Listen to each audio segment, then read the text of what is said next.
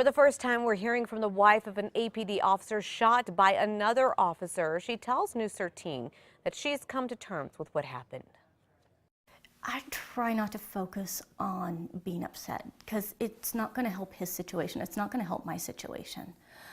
What happened is happened. Laura Grant's husband, Officer Jacob Grant, was working undercover last month in a drug sting at the McDonald's on Central and Tramway, but it didn't go as planned. APD has said the drug suspects pulled a pellet gun. Detective Grant broke his cover, but it's still not clear why Lieutenant Greg Brackle opened fire, critically injuring Grant. The department tells us it's waiting to interview Grant before answering that question. He understands everything that happened. He remembers everything that happened. He understands why he's there. He's really focused on just getting better. Now, to see Laura Grant's entire interview, go to our website, KRQE.com. We've also posted a link on how you can help Officer Grant's family there. 2 minutes past the hour, 2 more bills headed to the Senate could fix job shortages in 2 crucial areas. The first bill passed without opposition in our state capitol. It sets aside funds for nurses who want to pursue higher education and teach nursing at schools in rural parts of the state. Lawmakers hope this bill will help to reduce the nursing shortage. The second bill makes it easier for teachers to become school administrators. The current 6-year licensing process, the longest in the nation, discourages teachers from moving up. That passed on a 38-24 vote. Debate, meantime, over teacher pay got a little heated in the state house. Lawmakers were debating a bill that would allow the state's best teachers to advance through the ranks faster and earn more money sooner. Democrats say Republicans wanted to change the bill to base teacher raises off evaluations at the last minute. Democrats wanted more time to debate that issue, but Republicans called for a vote. So Democrat lawmakers protested and walked out. There were plenty of empty chairs. You can see that here in this picture, with only the Republicans voting and ultimately passing the bill 37-0. Republicans say the Democrats are playing politics with teacher pay. It will be a few weeks before we know if Santa Fe police officers will have body cameras. A meeting to decide on the measure has been rescheduled until next month. Santa Fe Police Department wants to buy 90 body cameras and related video equipment. The estimated cost, $70,000. The police chief says he wants officers to have the devices to hold them accountable and to defend them when necessary. We're staying on top of a proposal in Bernalillo County that could raise your taxes to support mental health services. Commissioners are now postponing their vote. The panel met last night to discuss the issue. Commissioner Art De La Cruz, who is the swing vote in the tax hike, wants amendments made to the 1/8% gross receipts tax increase proposal before it goes up for a vote. He wants a clear plan on where the money will be allocated. It's not clear when the next vote will happen. Tonight's Albuquerque City Council meeting could be packed with people from the Borellis Community Coalition. They promised on Sunday to attend the meeting to let councilors know they feel the city isn't doing enough to help the homeless population. This comes after a heated meeting between the neighborhood and community leaders over moving Tent City to their area on 2nd and Santa Fe. There wasn't a defiant outcome to the meeting. Many felt the city needs to help the homeless with a long-term solution. The mayor's office says it's listening. They hope to shut down the new Tent City this week and announce bigger programs soon. You know, often mental illness and homelessness go hand in hand, and as we mentioned, the city says it's doing what it can, and they have big plans to help. County commissioners deferred a vote to raise taxes, as we reported, to help the mentally ill. So what other resources are available that could help without turning to the city or the county? News 13's Catherine Rizzo did some digging and found there was a program that didn't rely on city or state funding. She joins us live in the Newsplex with what she's learned. Good morning, Catherine. Well, that's right, Crystal. It's called Methodist Children's Home Family Outreach, or MCH. Now, despite its name, leaders say it has no religious denomination. What's more, the nonprofit doesn't bill to Medicaid, and they're not state or government funded. The program's director says that means they're able to work more intensely with families. MCH focuses on offering resources to struggling families, from access to mental health services and employment opportunities to housing and parenting. Their families range from low-income or homeless, single mothers and fathers, to grandparents, aunts, uncles raising children. Leaders say there are similar programs out there, but this one's different. That is something we find in every case, that there's a history of trauma and that we're helping them to work through that trauma by connecting them to services, and it's usually mental health services. Now, Carter says the organization takes families to services, introduces them to people who can provide support, and even advocates in schools as part of their program. Back to you, Crystal.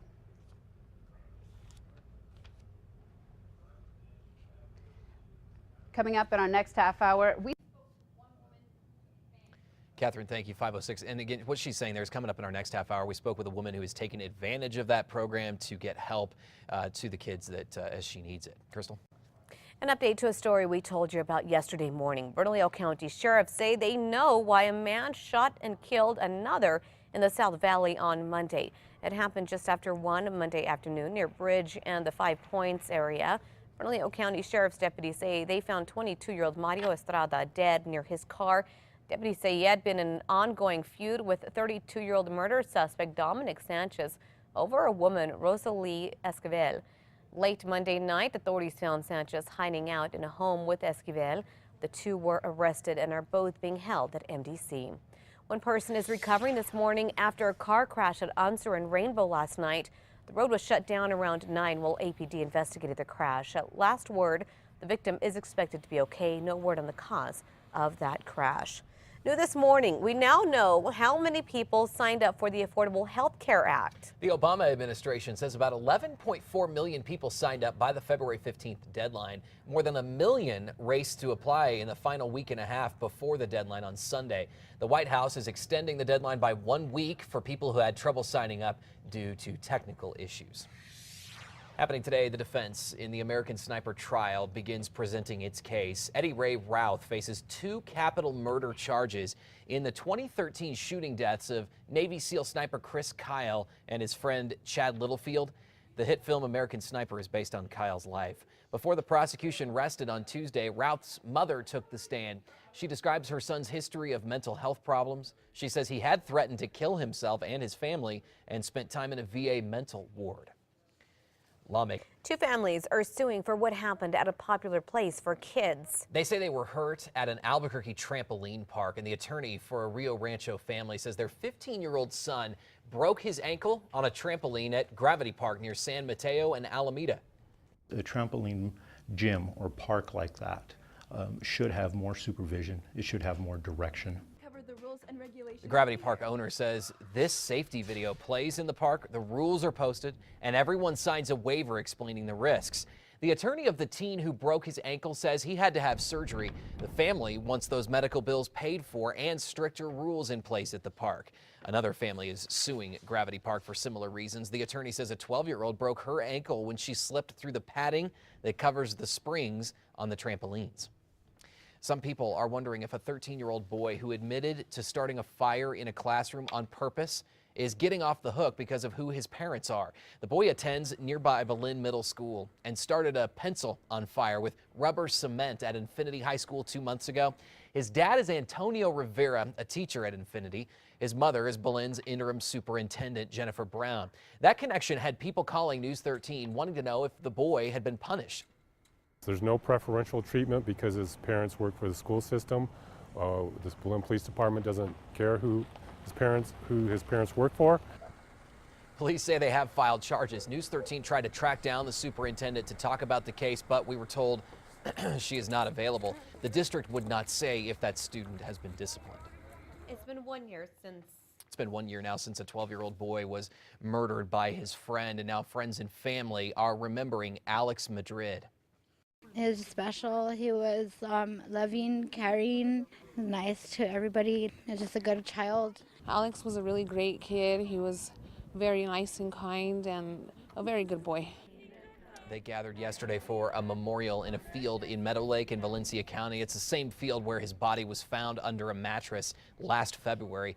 15-year-old Brandon Villalobos is now charged with beating Alex to death. Villalobos is being held at the juvenile jail while his mental competency is evaluated.